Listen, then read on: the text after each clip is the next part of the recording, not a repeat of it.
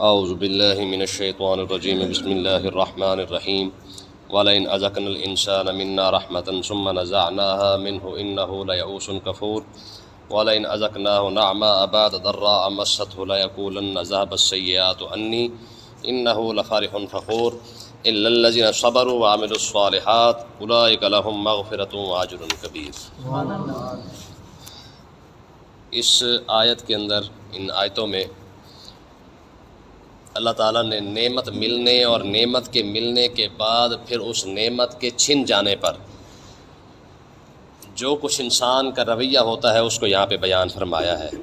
یعنی اللہ تعالیٰ کسی کو کچھ عطا فرما دے، عطا فرمانے کے بعد اگر پھر لے لے تو پھر انسان کرتا کیا ہے، اور اس وقت اس کی سوچ اور اس کی زبان پہ کیا کیا الفاظ ہوتے ہیں، اس کو اللہ تعالیٰ نے یہاں پہ بیان فرمایا ہے۔ فرمایا وَلَئِنْ أَذَقْنَا الْإِنسَانَ مِنَّا رَحْمَةً، فرمایا کہ اگر ہم انسان کو اپنی طرف سے کوئی رحمت کا مزہ چکھا دیں، یعنی کوئی ایسی نعمت اسے عطا فرما دیں جس سے نعمت سے انسان کا دل خوش ہوتا ہے، چاہے وہ دولت ہو، صحت ہو، ایمان ہو، ٹھیک ہے، تو ایسی چیزیں یعنی جو اللہ تبارک و تعالیٰ کی طرف سے نعمت ہے، تو وہ نعمت اگر مل جائے، نعمت کے ملنے پر تو انسان خوش ہوتا ہے۔ میں ثم نزعناها منہ، پھر اگر ہم وہ نعمت اس سے دوبارہ چھین لیں، اس سے واپس لے لیں، فرمایا پھر کیا کرتا ہے، فرمایا انہ لیئوس کفور، پھر انسان مایوس بھی ہو جاتا ہے اور ناشکرہ بھی ہو جاتا ہے۔ یہ اللہ تعالیٰ نے انسان کی حالت کو بیان کیا ہے کہ انسان کی حالت ہوتی کیا ہے کہ نعمت مل جائے تو ٹھیک ہے، اور اگر ہم دی ہوئی نعمت کو واپس لے لیں تو پھر کیا کرتا ہے، فرمایا پھر دو کام کرتا ہے۔ ایک تو مایوس ہو جاتا ہے کہ ہون کی بنے گا، ہون کتنے جاواں گے، ہون کی کریں گے، ٹھیک ہے، کہ میرے پاس اتنا سب کچھ تھا اب تو رہا نہیں ہے، پھر اب کیا کروں گا، کیسے کروں گا۔ حالانکہ اس وقت یہ سوچ بھی آ سکتی ہے کہ جس ذات نے پہلے دیا تھا وہ پھر بھی عطا فرما دے گا۔ اسی آیت کے اندر بھی یہی بات سمجھائی گئی ہے، فَإِنَّهُ لَيَئُوسٌ، مایوس ہو جاتا ہے۔ وہ یہ کیوں نہیں سوچتا ہے کہ یار پہلے بھی تو میرے پاس کچھ بھی نہیں تھا، جب رب نے عطا پہلے فرمایا تھا تو اس سے پہلے کیا تھا۔ اب دیکھیں نا، کئی آپ جو اس وقت دنیا کے اندر جو کامیاب جن کو لوگوں کو کہا جاتا ہے، جن کے پاس پیسہ بہت زیادہ ہے، اگر آپ ان کی ابتدائی زندگی اٹھا کے دیکھیں تو سارے کنگال تھے، کسی نے وراثت کے اندر نہیں پایا ہے الا ماشاء اللہ، ٹھیک ہے۔ کچھ لوگ، کئی 100 میں سے 90% ایسے لوگ ہوتے ہیں جو اپنی محنت کے، اللہ کے فضل و کرم سے جو ہے وہ کامیاب ہوتے ہیں، لیکن اگر کامیاب ہو بھی جائیں تو پھر اس کے بعد کیا ہوتا ہے، فرمایا ثم نزعنا، اگر ہم وہ نعمت لے لینا واپس، دولت دی تھی، دولت چھن گئی ہے، نقصان ہو گیا ہے تو مایوس ہو کے بیٹھا ہوا ہے، ٹھیک ہے۔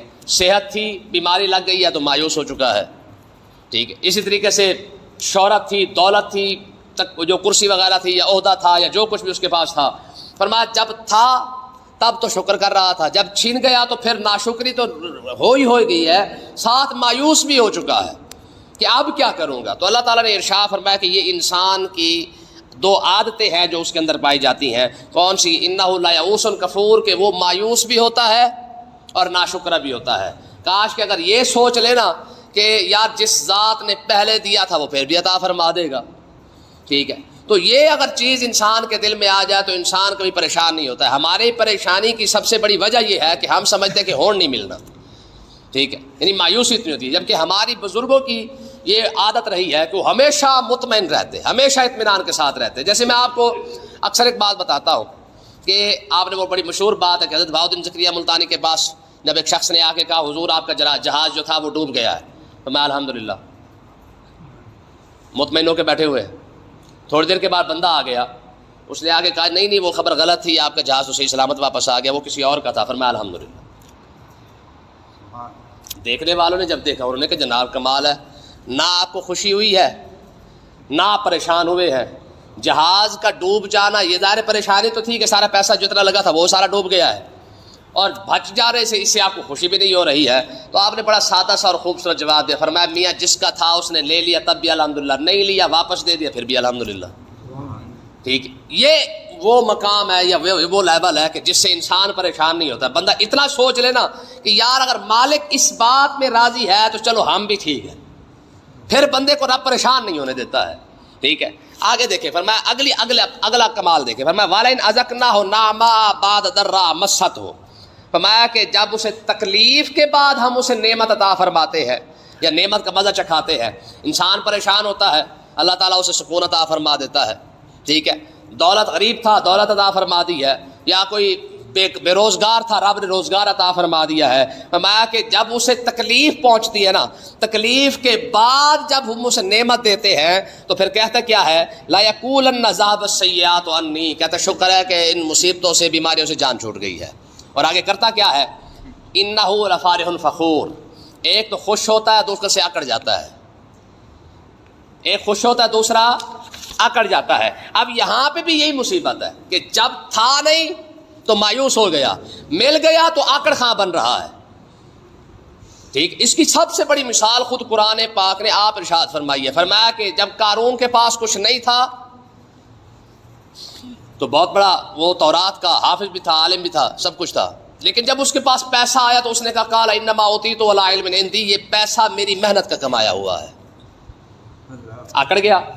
تو یہی وجہ آپ کئی لوگوں کو دیکھیں گے غریب ہوں گے تو طبیعت اور ہوگی، امیر تھوڑا سا پیسہ آتا جائے، تھوڑی سی نوکری لگ جائے یا چار پیسے یا چھوڑ سے اچھی روٹی کھانے لگ جائے، ساتھ ہی طبیعت کے اندر تبدیلی آ جاتی ہے، ٹھیک ہے جی، بندے کو بندہ ہی نہیں سمجھتے ہیں، ٹھیک ہے۔ اس لیے وہ کہتے ہیں کہ یہ جو جس کے پاس لوگوں کے پاس نیا نیا پیسہ آتا ہے نا، ان کی موٹی سی مثال کیا ہوتی ہے، یعنی کیسے پتہ چلتا ہے کہ یہ پرانے پیسے والا بندہ ہے یا نئے پیسے والا بندہ ہے، ٹھیک ہے۔ اور کہتے ہیں اس کی موٹی سی مثال یہ ہے کہ جب پرانا پیسے والا بندہ ہوگا نا تو وہ ہمیشہ جھک کے رہے گا، نئے پیسے والا بندہ جب اس کے پاس پیسہ آئے گا تو وہ لوگوں کو حقیر سمجھے گا، ٹھیک ہے۔ تمہارا لہجہ بتا رہا ہے تمہاری دولت نہیں ہے، ٹھیک ہے، یہ ایک شعر کا ایک ٹکڑا تھا، ٹھیک ہے، تمہارا لہجہ بتا رہا ہے تمہاری دولت نہیں ہے، بندے کے پاس پیسہ آئے اور بندے کا لہجہ ہی بدل دے، ٹھیک ہے جی۔ تو فرمایا اس کا مطلب سمجھ جاؤ کہ یہ کوئی نیا امیر آیا ہے کہ یہ پرانا امیر نہیں ہے، خاندانی امیر نہیں ہے، ٹھیک ہے۔ تو کہنے کا مقصد یہ کہ اللہ تعالیٰ نے یہ دو باتیں یہاں پہ بھی ارشاد فرمائی، فرمایا کہ جب انسان کے پاس نعمت آ جاتی ہے خوش تو ہوتا ہی ہے، ٹھیک ہے، لیکن ساتھ کیا کرتا ہے، لفارح فخور، تکبر بھی ساتھ کرتا ہے، آکڑ بھی ساتھ ہی جاتا ہے۔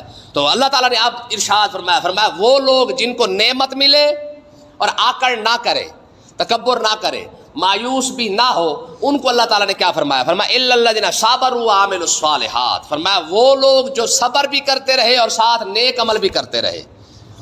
مصیبت آئی تھی تو پریشان ہونے کے بجائے صبر کر کے بیٹھ گئے، ٹھیک ہے، اور وعملوا الصالحات، تھوڑی سی پریشانی آئی تو پھر پریشان ہونے کے بعد نمازیں بھی نہیں چھوڑ دی ہیں، مسجد نہیں چھوڑی ہے، عبادت کو نہیں چھوڑا ہے، رب کے ساتھ جو تعلق پہلے تھا اب بھی ایسا ہی ہے، ٹھیک ہے۔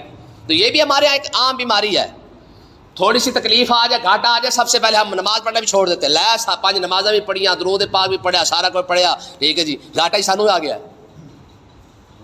نہیں ہے ہماری عادت۔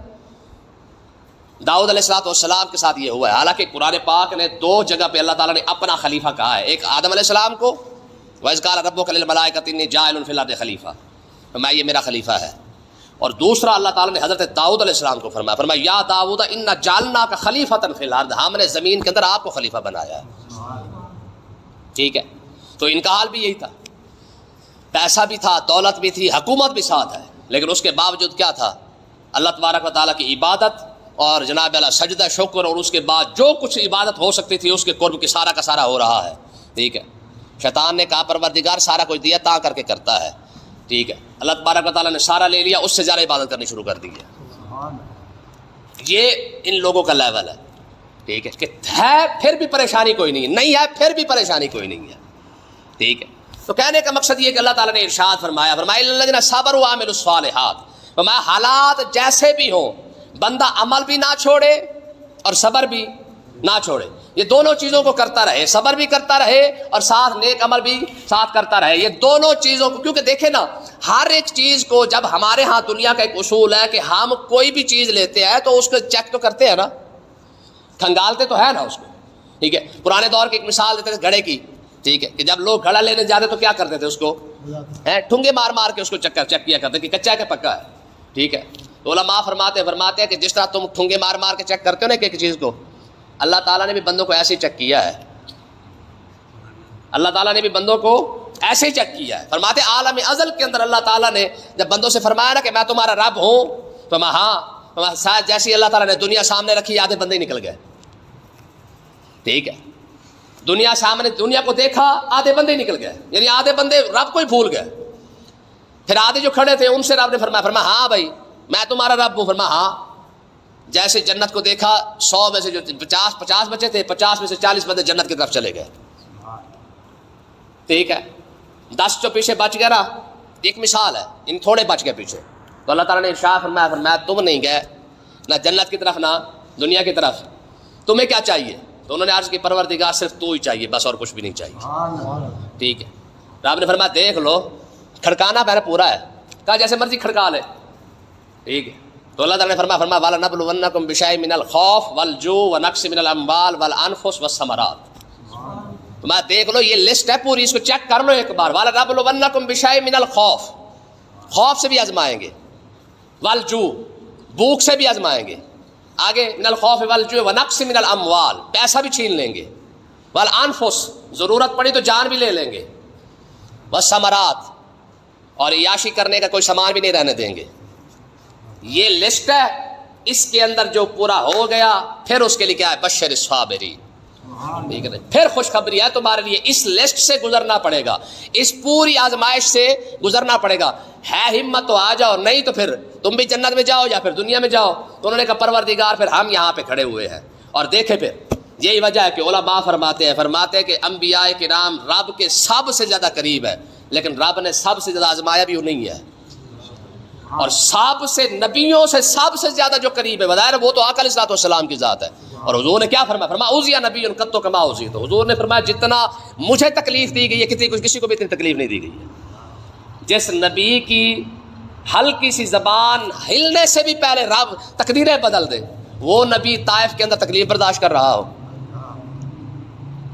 ٹھیک ہے، جو نبی جیسے چاہے ویسے ہو جائے. یہ ساری کائنات، یہ خلقت جتنی بھی رب نے بنائی ہے ساری حضور کے اشارے پر کھڑی ہو، اور وہ نبی 3 سال تک شیب ابی طالب کے اندر بیٹھا رہے اور کھانا بھی نہ پہنچنے دیا جائے. فرشتے آ کے کھڑے ہو گئے کہ حضور حکم تو کرے، کیا کرنا ہے؟ فرمایا کچھ بھی نہیں کرنا. ٹھیک ہے جی، اس لیول کے جب بندہ آ جاتا نا، یہ نبیوں کا لیول ہے. یہ کیا ہے؟ یہ نبیوں کا. اس لیے ہمارے بزرگ کہتے ہیں کہ یہ جو 3 ٹائم کا کھانا نا، 3 ٹائم کا کھانا، ٹھیک ہے، فرمایا یہ ڈنگروں کا کھانا ہے. ایک دن کے اندر 3 ٹائم کھانا کھانا یہ جانوروں کا کھانا ہے. یعنی انسان تو ہے کہ سویرے کھانا، شام کو کھانا، تو پھر اس کے بعد دوپہر میں بھی کھانا ہوتا، ماشاء اللہ رات میں بھی کھا کے سونا. ٹھیک ہے، اب تو وہ اگر صوفیاء کی لسٹ میں دیکھے تو 3 سے تو اوپر کام گزر چکا ہے نا، یعنی ڈنگر سے بھی اوپر کوئی لیول ہے نا، وہاں پہ پہنچ چکا ہے انسان.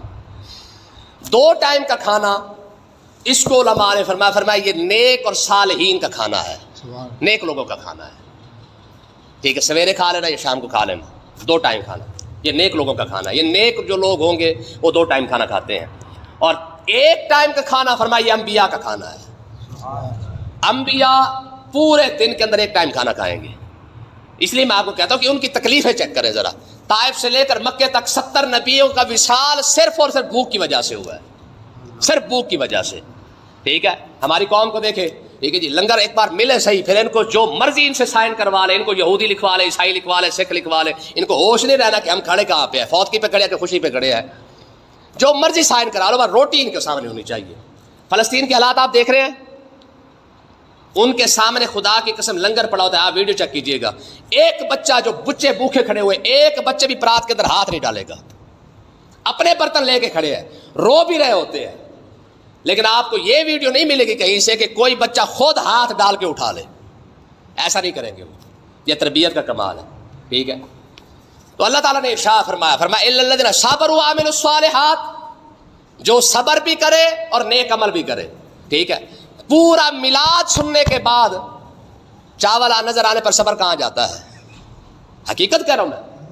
دیکھیں جی، تقریر بھی سنی، حضور کا ذکر بھی سنا، تلاوت بھی سنی، نعتیں بھی سنی. ایک گلا کسم چنگا لگ دیا من دسو تو انو یہ گلا چنگا نہیں لگ دیا تو سننا انو بھی چنگا نہیں لگ دیا. پر کی کریے، گلا کرنا چھوڑ دئیے، اجے تو کرنے میں سیدھی گل. دیکھو نا، تلاوت سنیے یار، اللہ کے گھر میں بیٹھے تلاوت پورا رکوع سنی، 4-5 حضور کی نعتیں سنی جس کے اندر حضور کا ذکر تھا. پھر اس کے بعد خطیب نے بیان کیا جس کے اندر قرآن بھی پڑھا، حدیث بھی پڑھی، صوفیاء کے شعر بھی پڑھے جس کے اندر سمجھایا گیا نا. ظاہر جتنے بھی بزرگ ہیں انہوں نے سمجھانے کے لیے ساری شاعری کی ہے. 1.5 گھنٹہ سمجھانے کے بعد آخر بات نتیجہ کیا نکلا؟ کہ قوم نے لنگر دیکھنے کے بعد دعا بھی چھوڑ دی. یار آپ دیکھنا کبھی لنگر تقسیم ہو رہا قوم دعا نہیں مانگ رہی ہوتی ہے, ان کی نظر لنگر پر ہوتی ہے. اس سے بڑا کوئی فراڈ ہوگا کہ رب کے سامنے بندہ ہاتھ پھیلا کے نظر کہیں اور لگا کے بیٹھا ہوا ہے. ہاتھ رب کے سامنے ہے, نظر لنگر پر رکھی ہوئی ہے. بتا ایمانداری سے دعا کیسے قبول ہوگی؟ آپ چیک کر لیجیے. ٹھیک ہے, میلاد النبی لگا ہوا, آپ دیکھیے گا کہ یار رب کے سامنے ہاتھ پھیلے ہوئے, نظر کہیں اور پر ہے, دل بھی ظاہر ہے جہاں نظر گئی دل بھی تو ساتھ ہی گیا نا, پھر کون سی دعا قبول ہونی ہے؟ ٹھیک ہے, تو اللہ تعالیٰ نے ارشاد فرمایا اصبروا وعملوا الصالحات. یہ دو الفاظ ہیں, اس پر جتنے الفاظ گفتگو کر لیں اتنی کم ہے. ٹھیک ہے, کہ جب انہوں نے صبر بھی کیا ہو اور نیک عمل بھی کیے ہو, کسی بھی حالت کے اندر رب کے ساتھ تعلق نہ توڑا ہو, فرمایا ان کے لیے انعام اللہ تعالیٰ نے دو بڑے عطا فرمائے. فرمایا اولئک لہم مغفرۃ, ان لوگوں کے لیے اللہ تعالیٰ نے بخشش کا انعام رکھا ہوا ہے, جو کسی حال کے اندر بھی رب کے ساتھ تعلق نہ توڑے.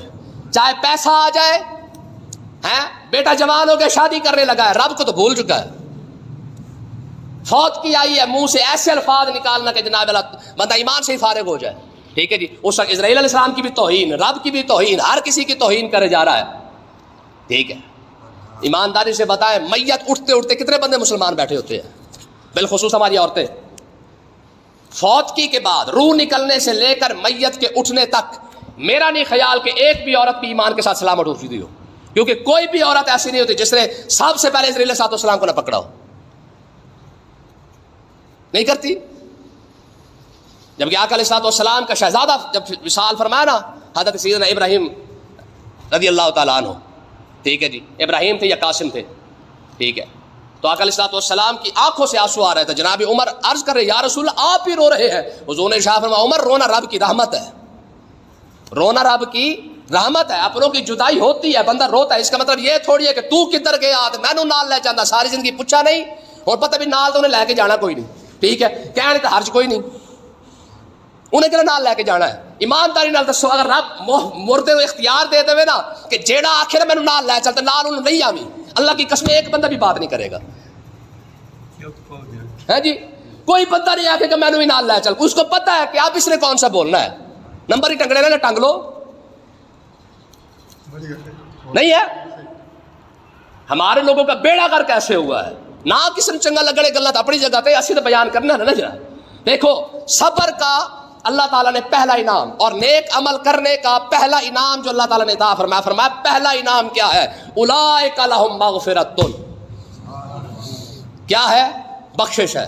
جس بندے کو رب بخشش کا انعام عطا فرما دے کہ جائے تیری قبر تو بھی تو آزاد ہے, حشر تو بھی آزاد ہے, جہنم تو بھی آزاد ہے. ایمانداری سے بتا اس سے بڑا انعام کیا ہو سکتا ہے یار؟ ہے تین ہی مسئلے ہیں نا, تین مرلے ہیں, قبر کا, قیامت کا, پھر جہنم کا. یہ تین چیزیں ہیں, آخرت کے عذاب کی. اور جس کے لیے رب فرما دے, فرما جا تو بخشا گیا ہے. تیرے لیے انعام کیا ہے کہ تو قبر سے بھی آزاد, قیامت سے بھی آزاد, اور جنت. ہوں گے کچھ لوگ ایسے قبر سے نکلتے ہی دستی جنت کے اندر, قیامت کے اندر رب ان کو کھڑا ہی نہیں کرے گا, کیونکہ قیامت کی مصیبت ان پر آنے ہی نہیں دے گا, بلکہ رضوان جنت بول پڑے گا, تسی کتھوں آ رہے ہو, تسی جنت میزان پر گئے, کہا نہیں گئے, کہا پل صراط, کہا وہ بھی نہیں دیکھا, کہا ترازو پر بھی نہیں گئے, میزان پر نہیں گئے, پل صراط پر نہیں گئے, اور تم وہ جو سارے معاملات تم نے کوئی بھی نہیں دیکھا, کہا کوئی بھی نہیں دیکھا. کہا پھر, کہا رب نے آرڈر کیا تھا قبر سے اٹھتے جاؤ سیدھا جنت. ایسے خوش قسمت لوگ ہو گے جن کو رب قیامت کی مصیبتیں دیکھنے ہی نہیں دے گا. ٹھیک ہے, پھر آگے دیکھیں میں دوسرا انعام کیا ہے, میں اجر کبیر, رب بہت بڑا ثواب اور انعام عطا فرمائے گا, بخشش دے گا الگ. ٹھیک ہے, لیکن جب جنت میں جائیں گے, جنت میں جانے کے بعد فرمائے گا میں تمہیں ایسے چھوٹی موٹی جگہ پہ نہیں رکھنا ہے, حالانکہ وہاں کی تو چھوٹی جگہ جو ہے وہی نا, وہ بھی اس دنیا اور اس دنیا سے کئی سے زیادہ جو ہے وہ بھی اس سے بڑی ہوگی. لیکن اللہ تعالیٰ نے ارشاد فرمایا ایسے لوگ جو مصیبت, خوشی اور غمی کے اندر دو کام کرے, ٹھیک ہے, صبر بھی کرے اور نیک عمل بھی نہ چھوڑے, ان دونوں پر کام کرتے رہے, تو اللہ تعالیٰ انہیں انعام بھی عطا فرمائے گا. کبیر, رب کا کبیر ہے یار. ٹھیک ہے, رب کا کبیر کتنا ہوگا؟ رب فرماتا کل متاع دنیا قلیل, یہ ساری دنیا تھوڑی ہے. جب رب کی ساری دنیا قلیل ہے تو آپ سوچو رب کا کبیر کتنا ہوگا, جس کو بہت زیادہ رب خدا پر فرما رہا ہے. تو رب جس کو بہت بڑا عطا فرمائے گا تو رب کا بہت ہوگا کتنا زیادہ. اللہ پاک سمجھنے کی توفیق عطا فرمائے.